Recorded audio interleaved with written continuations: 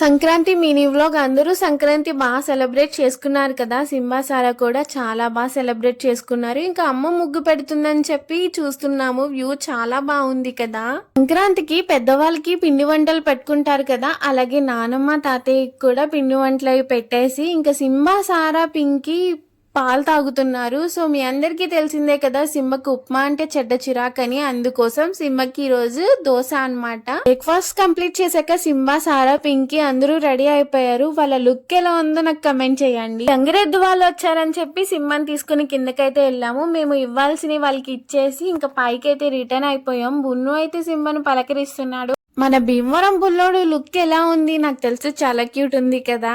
అందుకే భీమవరం బుల్లోడు అంటే ఆ మాత్రం ఉండాలి కదా. ఇక పింకీ సారా వీళ్ళందరూ రెడీ అయిపోయారు. ఫొటోస్ అయ్యి తీసాను, రీల్స్ అయ్యి. సో కమెంట్ చేయండి అసలు ఎలా ఉంది సింబా సారా పింకీ లుక్.